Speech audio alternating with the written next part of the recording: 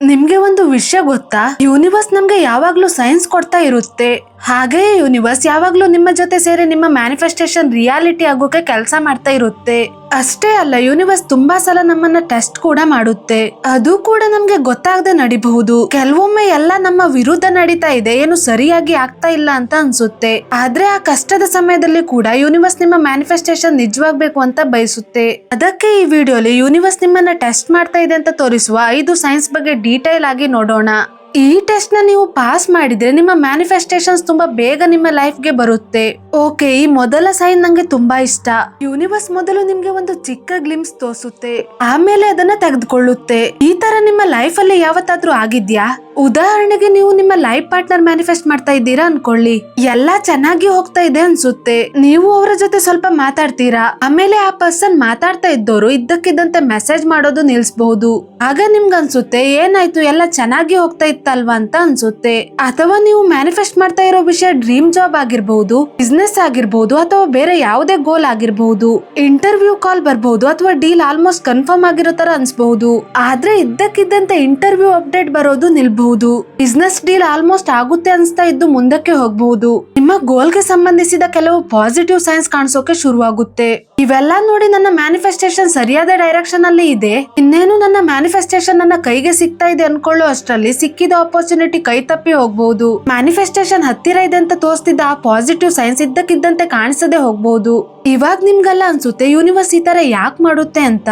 ಯಾಕಂದ್ರೆ ನೀವು ಗೋಲ್ ಕಡೆಗೆ ಹೋಗ್ತಾ ಇರೋ ಡೈರೆಕ್ಷನ್ ಕರೆಕ್ಟ್ ಇದೆ, ಆದ್ರೆ ಅದನ್ನ ಅಚೀವ್ ಮಾಡೋಕೆ ನೀವು ಯೂಸ್ ಮಾಡ್ತಾ ಇರೋ ವಿಧಾನ ಇನ್ನು ಸ್ವಲ್ಪ ಇಂಪ್ರೂವ್ ಆಗ್ಬೇಕು. ಅಂದ್ರೆ ಯೂನಿವರ್ಸ್ ನೀವು ತಪ್ಪು ಡೈರೆಕ್ಷನ್ ಅಲ್ಲಿ ಇದ್ದೀರಾ ಅಂತ ಹೇಳ್ತಾ ಇಲ್ಲ, ಬದಲಾಗಿ ನೀವು ಸರಿಯಾದ ದಾರಿಯಲ್ಲೇ ಇದ್ದೀರಾ. ಆದ್ರೆ ಸಕ್ಸಸ್ ತಲುಪೋಕೆ ಇನ್ನು ಸ್ವಲ್ಪ ಬೆಟರ್ ಪ್ರಿಪರೇಷನ್, ಬೆಟರ್ ಸ್ಟ್ರಾಟಜಿ ಮತ್ತು ನಿಮ್ಮ ಥಾಟ್ಸ್, ಫೀಲಿಂಗ್ಸ್, ಆಕ್ಷನ್ಸ್ ಇವೆಲ್ಲ ಇನ್ನು ಹೆಚ್ಚು ಅಲೈನ್ ಆಗ್ಬೇಕು ಅಂತ ಸಿಗ್ನಲ್ ಕೊಡ್ತಾ ಇದೆ.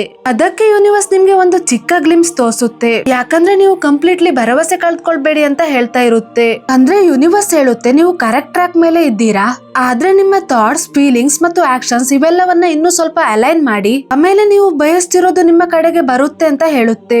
ಈಗ ಸೆಕೆಂಡ್ ಸೈನ್ ತುಂಬಾ ಇಂಟ್ರೆಸ್ಟಿಂಗ್ ಇದೆ. ಇದು ಫಸ್ಟ್ ಸೈನ್ ತರನೇ ಇದೆ, ಆದ್ರೆ ಸ್ವಲ್ಪ ಡಿಫ್ರೆಂಟ್. ಇಲ್ಲಿ ಯೂನಿವರ್ಸ್ ಏನ್ ಮಾಡುತ್ತೆ ಅಂದ್ರೆ, ನಿಮ್ಗೆ ಯಾವುದೋ ಒಂದು ವಿಷಯದ ಒಂದು ಚಿಕ್ಕ ಗ್ಲಿಮ್ಸ್ ಕೊಡುತ್ತೆ, ಅಂದ್ರೆ ಅದರ ಒಂದು ಚಿಕ್ಕ ಎಕ್ಸ್ಪೀರಿಯನ್ಸ್ ಕೊಡುತ್ತೆ. ಮತ್ತೆ ನೀವು ಅದನ್ನ ಹೇಗೆ ಹ್ಯಾಂಡಲ್ ಮಾಡ್ತೀರಾ ಅನ್ನೋದನ್ನ ಅಬ್ಸರ್ವ್ ಮಾಡುತ್ತೆ. ಒಂದು ಎಕ್ಸಾಂಪಲ್ ತಗೊಳ್ಳೋಣ. ನೀವು ಮನಿ ಮ್ಯಾನಿಫೆಸ್ಟ್ ಮಾಡ್ತಾ ಇದ್ದೀರಾ ಅನ್ಕೊಳ್ಳೋಣ. ಆಗ ಯೂನಿವರ್ಸ್ ಏನ್ ಮಾಡಬಹುದು ಅಂದ್ರೆ, ನೀವು ಒಂದು ಚಿಕ್ಕ ಲಾಟರಿ ಪ್ರೈಸ್ ಗೆಲ್ಲುವ ಹಾಗೆ ಮಾಡಬಹುದು. ಅಂದ್ರೆ ದೊಡ್ಡ ಪ್ರೈಸ್ ಅಲ್ಲ, ತುಂಬಾ ಸಣ್ಣ ಪ್ರೈಸ್, ಒಂದು 5,000 ರೂಪಾಯಿ ಆಗಿರ್ಬಹುದು. ಅಥವಾ ನೀವು ಒಂದಿನ ಆಫೀಸ್ಗೆ ಹೋದಾಗ ನಿಮ್ಮ ಬಾಸ್ ನೀವು ಮಾಡಿದ ಹಾರ್ಡ್ ವರ್ಕ್ ಗೆ 10,000 ರೂಪಾಯಿ ಬೋನಸ್ ಕೊಡಬಹುದು. ನೀವು ಮನಿ ಮ್ಯಾನಿಫೆಸ್ಟ್ ಮಾಡ್ತಾ ಇದ್ದೀರಾ, ಯೂನಿವರ್ಸ್ ನಿಮ್ಗೆ 5,000 ಅಥವಾ 10,000 ರೂಪಾಯಿ ಕೊಡುತ್ತೆ. ಆದ್ರೆ ನೀವು ನಿಜವಾಗಿ 1,00,000 ರೂಪಾಯಿಯನ್ನ ಮ್ಯಾನಿಫೆಸ್ಟ್ ಮಾಡ್ಬೇಕು ಅಂತ ಬಯಸ್ತಾ ಇದ್ದೀರಾ. ಹಾಗಾಗಿ ಯೂನಿವರ್ಸ್ ಏನ್ ಮಾಡುತ್ತೆ ಅಂದ್ರೆ, ಮೊದಲು ನಿಮ್ಗೆ ಸ್ವಲ್ಪ ಮಾತ್ರ ಕೊಡುತ್ತೆ, ಒಂದು ಗ್ಲಿಮ್ಸ್ ಕೊಡುತ್ತೆ. ಮತ್ತೆ ಅದನ್ನ ನೀವು ಹೇಗೆ ಹ್ಯಾಂಡಲ್ ಮಾಡ್ತೀರಾ ಮತ್ತು ಆ ಸಣ್ಣ ಆಪರ್ಚುನಿಟಿಯನ್ನ ಹೇಗೆ ಯೂಸ್ ಮಾಡ್ತೀರಾ ಅನ್ನೋದನ್ನ ಅಬ್ಸರ್ವ್ ಮಾಡುತ್ತೆ. ಆದ್ರೆ ಆ ಮೂಮೆಂಟ್ ಅಲ್ಲಿ ಹೆಚ್ಚಿನ ಜನರು, ವಾವ್, ನಂಗೆ 10,000 ರೂಪಾಯಿ ಬೋನಸ್ ಸಿಕ್ತು, ಈಗ ನಾನು ಶಾಪಿಂಗ್ ಗೆ ಹೋಗ್ತೀನಿ, ಈಗ ನಾನು ಇಷ್ಟ ಬಂದ ಹಾಗೆ ಖರ್ಚು ಮಾಡ್ತೀನಿ, ಅಥವಾ ಯಾವಾಗಿಂದ ಖರೀದಿ ಮಾಡ್ಬೇಕು ಅಂತ ಬಯಸ್ತಿದ್ದ ಆ ಫೇವ್ರೆಟ್ ವಸ್ತುನ ಈಗ ನಾನು ಕೊಂಡ್ಕೊಳ್ತೀನಿ ಅಂತ ಖರ್ಚು ಮಾಡ್ತಾರೆ. ಆದ್ರೆ ಇದು ಒಂದು ರಾಂಗ್ ಆಕ್ಷನ್. ಯಾಕಂದ್ರೆ ನೀವು ಒಂದು ವಿಷಯವನ್ನ ಹೇಗೆ ಹ್ಯಾಂಡಲ್ ಮಾಡ್ತೀರಾ, ಅದೇ ರೀತಿ ಬೇರೆ ಎಲ್ಲಾ ವಿಷಯವನ್ನು ಹ್ಯಾಂಡಲ್ ಮಾಡ್ತೀರಾ. ಯೂನಿವರ್ಸ್ ಅದನ್ನೇ ಅಬ್ಸರ್ವ್ ಮಾಡುತ್ತೆ. ವಾವ್, ನಾನು ನಿಂಗೆ 10,000 ರೂಪಾಯಿ ಕೊಟ್ಟೆ, ಆದ್ರೆ ನೀನ್ ಅದನ್ನ ರೆಸ್ಪಾನ್ಸಿಬಿಲಿಟಿಯಿಂದ ಯೂಸ್ ಮಾಡಿಲ್ಲ. ಹಾಗಾದ್ರೆ ನಾನ್ ನಿಂಗೆ 1,00,000 ಕೊಟ್ರೆ ಆಗ್ಲೂ ನೀನು ಇದೇ ರೀತಿ ಅದನ್ನ ಸರಿಯಾಗಿ ಹ್ಯಾಂಡಲ್ ಮಾಡ್ದೆ ಎಲ್ಲ ವೇಸ್ಟ್ ಮಾಡಬಹುದು ಅಲ್ವಾ. ಆಗ ಯೂನಿವರ್ಸ್ ಹೇಳುತ್ತೆ, ನಿನ್ನ ಹತ್ರ ಒಂದು ಪ್ರಾಬ್ಲಮ್ ಇದೆ. ಆ ಪ್ರಾಬ್ಲಮ್ ಏನಂದ್ರೆ, ನಿಂಗೆ ಮನಿನ ಸರಿಯಾಗಿ ಮ್ಯಾನೇಜ್ ಮಾಡೋಕೆ ಗೊತ್ತಿಲ್ಲ. ಹಾಗಿರುವಾಗ ನಾನ್ ನಿಂಗೆ ಇನ್ನೂ ಹೆಚ್ಚು ಮನಿ ಕೊಟ್ರೆ ಅದನ್ನ ಹೇಗೆ ಮ್ಯಾನೇಜ್ ಮಾಡ್ತೀಯಾ? ಈ ಮಾತು ಬಂದಾಗ ನನ್ನ ಓಲ್ಡ್ ಕೋಚ್ ಯಾವಾಗ್ಲೂ ಹೇಳ್ತಾ ಇದ್ದ ಒಂದು ಸ್ಟೋರಿ ನೆನಪಾಗುತ್ತೆ. ಒಂದು ಚಿಕ್ಕ ಹುಡ್ಗ ಅವನ ಅಪ್ಪನ ಜೊತೆ ಹೋಗ್ತಾ ಇರ್ತಾನೆ. ಆಗ ರಸ್ತೆಯಲ್ಲಿ ಐಸ್ ಕ್ರೀಮ್ ವ್ಯಾನ್ ಬರ್ತಿರುತ್ತೆ. ಐಸ್ ಕ್ರೀಮ್ ವ್ಯಾನ್ ನೋಡಿದ ತಕ್ಷಣ ಆ ಹುಡ್ಗ, ಅಪ್ಪ ನಂಗೆ ಐಸ್ ಕ್ರೀಮ್ ಬೇಕು ಅಂತ ಕೇಳ್ತಾನೆ. ಅಪ್ಪ ಸರಿ ಅಂತ ಐಸ್ ಕ್ರೀಮ್ ತೆಗೆದು ಕೊಡ್ತಾರೆ. ಆ ಹುಡ್ಗ ಒಂದು ಸಿಂಗಲ್ ಸ್ಕೂಪ್ ಇರುವ ಐಸ್ ಕ್ರೀಮ್ ತಗೊಳ್ತಾನೆ. ಐಸ್ ಕ್ರೀಮ್ ಕೈಯಲ್ಲಿ ಸಿಕ್ಕ ತಕ್ಷಣ ಆ ಹುಡ್ಗ ತುಂಬಾ ಖುಷಿಯಿಂದ ಜಂಪ್ ಮಾಡ್ತಾ, ಡ್ಯಾನ್ಸ್ ಮಾಡ್ತಾ ಸೆಲೆಬ್ರೇಟ್ ಮಾಡ್ತಾನೆ. ಆಗ ಐಸ್ ಕ್ರೀಮ್ ಅವನ ಕೈಯಿಂದ ಕೆಳಗೆ ಬಿದ್ದು ಹೋಗುತ್ತೆ. ಐಸ್ ಕ್ರೀಮ್ ಕೆಳಗೆ ಬಿದ್ದ ತಕ್ಷಣ ಆ ಹುಡ್ಗ ಅಳೋಕೆ ಶುರು ಮಾಡ್ತಾನೆ. ಆಗ ಅಪ್ಪ ಹೇಳ್ತಾರೆ, ಅಳ್ಬೇಡ, ಯಾಕೆ ಅಳ್ತಿದ್ದೀಯಾ? ಹುಡುಗ ಹೇಳ್ತಾನೆ, ನಂಗೆ ಇನ್ನೊಂದು ಐಸ್ ಕ್ರೀಮ್ ಬೇಕು. ಅಪ್ಪ ಹೇಳ್ತಾರೆ, ಸರಿ, ಇನ್ನೊಂದು ಐಸ್ ಕ್ರೀಮ್ ತಗೋಬಹುದು. ಈ ಸಲ ಹುಡುಗ ಮೆನು ನೋಡ್ತಾನೆ, ಅಲ್ಲಿ ಟ್ರಿಪಲ್ ಸ್ಕೂಪ್ ಐಸ್ ಕ್ರೀಮ್ ನೋಡಿ ನಂಗೆ ಟ್ರಿಪಲ್ ಸ್ಕೂಪ್ ಐಸ್ ಕ್ರೀಮ್ ಬೇಕು ಅಂತ ಹೇಳ್ತಾನೆ. ಈಗ ಒಂದು ಕ್ವಶನ್, ಆ ಅಪ್ಪ ನಿಜವಾಗ್ಲೂ ಅವನ ಮಗನಿಗೆ ಟ್ರಿಪಲ್ ಸ್ಕೂಪ್ ಕೊಡ್ತಾರಾ?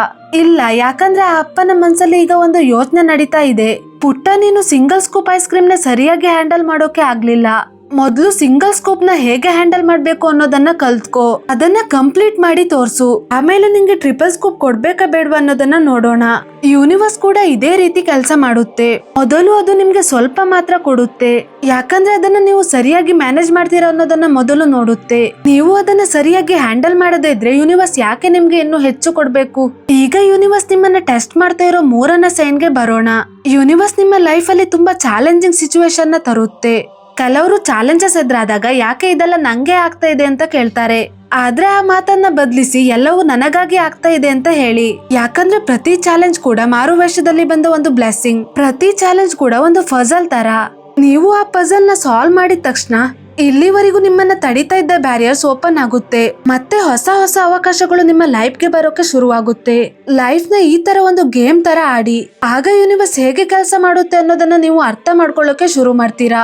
ಒಂದು ಮಾತು ಇದೆ ಅಲ್ವಾ, ದೇವರು ನೀವು ಹ್ಯಾಂಡಲ್ ಮಾಡೋಕೆ ಆಗದ ಯಾವ ಕಷ್ಟನೂ ಕೂಡ ನಿಮ್ಗೆ ಕೊಡಲ್ಲ. ಯಾಕಂದ್ರೆ ಅದನ್ನ ಹ್ಯಾಂಡಲ್ ಮಾಡುವ ಕೆಪಾಸಿಟಿ ನಿಮ್ಮ ಹತ್ರ ಇದೆ ಅಂತ ಅವರು ನಂಬಿದ್ದಾರೆ.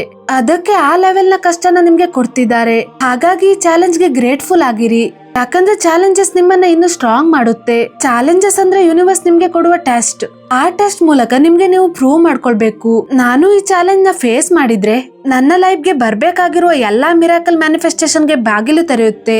ಸೊ ಇದ್ರ ಅರ್ಥ ಯಾರು ಪ್ರಾಬ್ಲಮ್ ಮೇಲೆ ಫೋಕಸ್ ಮಾಡ್ಬೇಡಿ. ಯಾಕಂದ್ರೆ ನೀವು ಯಾವ್ದರ ಮೇಲೆ ಫೋಕಸ್ ಮಾಡ್ತೀರಾ ಅದೇ ನಿಮ್ಮ ಲೈಫ್ ಗೆ ಅಟ್ರಾಕ್ಟ್ ಮಾಡ್ತೀರಾ. ಅದಕ್ಕೆ ಯಾವಾಗ್ಲೂ ಸೊಲ್ಯೂಷನ್ ಮೇಲೆ ಫೋಕಸ್ ಮಾಡಿ. ನಿಮ್ಗೆ ನೀವು ಈ ಪ್ರಶ್ನೆ ಕೇಳ್ಕೊಳ್ಳಿ, ಈ ಸಿಚುವೇಶನ್ ಇಂದ ಹೊರಗ್ ಬರೋಕೆ ನಾನು ಏನ್ ಮಾಡ್ಬೇಕು ಅಂತ ಕೇಳ್ಕೊಳ್ಳಿ. ಯಾಕೆ ಇದೆಲ್ಲ ನಂಗೆ ಆಗ್ತಾ ಇದೆ ಅಂತ ಒಂದೇ ಯೋಚನೆಯಲ್ಲಿ ಸಿಕ್ಕಿ ಹಾಕೊಳ್ಬೇಡಿ. ಈಗ ಟೆಸ್ಟ್ ನಂಬರ್ 4. ಈ ಟೆಸ್ಟ್ ಅಲ್ಲಿ ಯೂನಿವರ್ಸ್ ಯಾರನ್ನ ಯೂಸ್ ಮಾಡುತ್ತೆ ಗೊತ್ತಾ? ಹೇಟರ್ಸ್, ಅಂದ್ರೆ ನಿಮ್ಮ ಸಕ್ಸಸ್ ನೋಡಿ ಇಷ್ಟಪಡದೆ ಇರುವ ಜನರು. ಮತ್ತು ನಿನ್ನಿಂದ ಆಗಲ್ಲ, ಇದೆಲ್ಲ ಇಂಪಾಸಿಬಲ್, ನೀನು ಮಾಡ್ತಾ ಇರೋದು ತಪ್ಪು ಅಂತ ಯಾವಾಗ್ಲೂ ನೆಗೆಟಿವ್ ಆಗಿ ಮಾತಾಡುವ ಜನರು. ಮತ್ತು ನೀವು ಕಟ್ಟಿಕೊಳ್ತಾ ಇರೋ ಡ್ರೀಮ್ಸ್, ಗೋಲ್ಸ್, ಬಿಸ್ನೆಸ್, ಕರಿಯರ್ ಅಥವಾ ನಿಮ್ಮ ಸಕ್ಸಸ್, ಒಟ್ಟಾರೆಯಾಗಿ ನಿಮ್ಮ ಎಂಪೈರ್ ನ ಕೆಳಗೆ ಎಳೆಯೋಕೆ ಪ್ರಯತ್ನ ಮಾಡುವ ಜನರು. ನಿಮ್ಗೆ ಈ ತರ ಎಕ್ಸ್ಪೀರಿಯನ್ಸ್ ಮೊದ್ಲು ಆಗಿದೆ ಅಲ್ವಾ? ನೀವು ಒಂದು ದಾರಿಯಲ್ಲಿ ಚೆನ್ನಾಗಿ ಮುಂದೆ ಸಾಗ್ತಾ ಇರ್ತೀರಾ, ಎಲ್ಲ ಚೆನ್ನಾಗಿ ನಡೀತಾ ಇದೆ ಅಂತ ಅನ್ಸುತ್ತೆ.